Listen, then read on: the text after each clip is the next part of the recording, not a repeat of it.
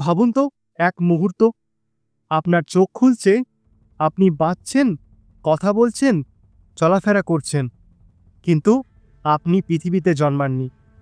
আপনার জন্ম হয়েছে কোথাও মহাকাশে, হয়তো কোনো স্পেস স্টেশনে, হয়তো মঙ্গলে, কিংবা একটা নতুন আবিষ্কৃত গ্রহে।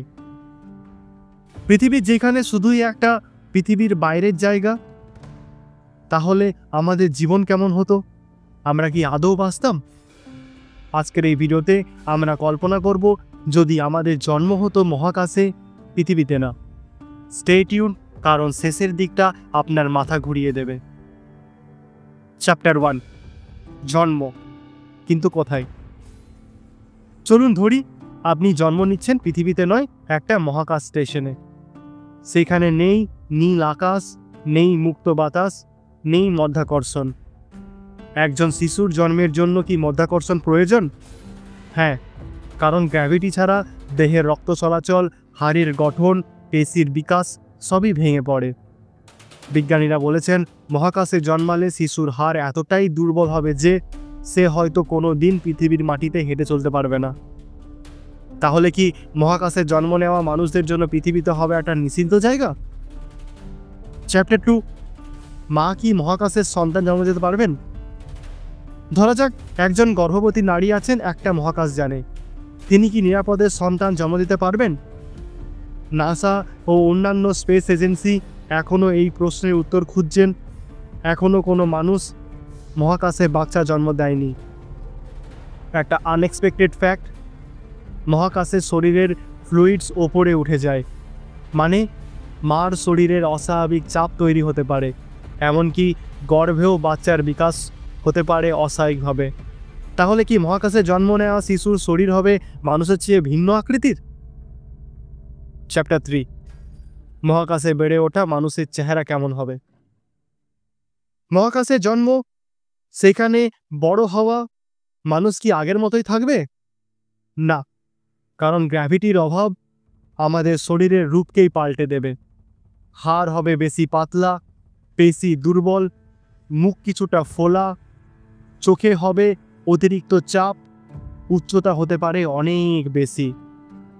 মহাকাশে মানুষ বড় হলে তারা পৃথিবীতে ফিরে এলে হাঁটতে পারবে না, এমনকি তাদের শরীর পৃথিবীর আবহাওয়া ও তাপমাত্রার সঙ্গে মানিয়ে নিতে পারবে না। তাহলে মহাকাশে জন্ম নেওয়া মানুষ একদিন নতুন এক প্রজাতি হয়ে উঠবে। চ্যাপ্টার 4, পৃথিবীর প্রতি তাদের দৃষ্টিভঙ্গি কেমন হবে? যারা কখনো পৃথিবীর আলো, গাছ, পাতা, বৃষ্টির শব্দ শোনেনি, তারা কি আদৌ পৃথিবীকে ভালোবাসবে? তাদের জন্য পৃথিবী হবে এক অচেনা মিথ, একটা গল্প। তারা ভাববে একটা জায়গা ছিল যেখানে মানুষ মাটি ছুঁয়ে হাঁটত। তাহলে তারা কি একদিন পৃথিবীতে এসে নিজেদের আসল জন্মভূমি দাবি করবে? চ্যাপ্টার 5, সমাজ কেমন হবে মহাকাশে? মহাকাশের সমাজ মানে একটা ছোট্ট কমিউনিটি। স্পেস স্টেশনের ভেতরে 50 থেকে 100 জন মানুষ। তাদের জীবন হবে নির্ভরশীল। কৃত্রিম অক্সিজেন, রিসাইকেল করা জল, কৃত্রিম খাবার, এআই নিয়ন্ত্রিত আইন। মানুষ নাকি এআই, কে চালাবে কাকে?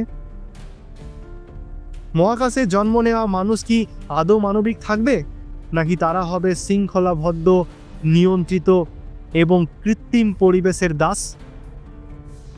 চ্যাপ্টার 6, যদি তারা পৃথিবীতে ফিরে আসে। কল্পনা করুন, তারা একদিন পৃথিবীতে ফিরে আসছে, তাদের চোখে অদ্ভুত বিস্ময়। হয়তো প্রথমবারের মতো তারা গাছ ছুঁয়ে দেখছে, বৃষ্টিতে ভিজছে, কিন্তু তাদের শরীর মানিয়ে নিতে পারছে না। তারা অসুস্থ, দুর্বল, এমনকি অনেকে বাঁচতেও পারছে না। তাহলে কি পৃথিবী হয়ে যাবে তাদের জন্য বিষাক্ত? এই হোয়াট ইফ ভাবনা আমাদের দেখায় মানুষের জন্ম শুধু একটা জায়গায় নয়, পরিবেশ, মধ্যাকর্ষণ ও সমাজের ওপর নির্ভরশীল। মহাকাশে জন্ম নেওয়া মানুষ হয়তো নতুন এক ইতিহাস গড়বে, কিন্তু সেই পথে থাকবে সীমাহীন চ্যালেঞ্জ, দুঃখ আর বিস্ময়। এই ভিডিওটি আপনার ভালো লেগে থাকে তাহলে আপনি মিস করবেন না যদি পৃথিবীর মধ্যাকর্ষণ হঠাৎ গায়েব হয়ে যায়। ভিডিওটা দেখুন এখনই, আর অবশ্যই সাবস্ক্রাইব করে আমাদের পাশে থাকুন হোয়াট ইফ উইথ বিশ্বজিৎ চ্যানেলে। দেখা হবে পরের ভিডিওতে। ততক্ষণের জন্য stay curious and say what if.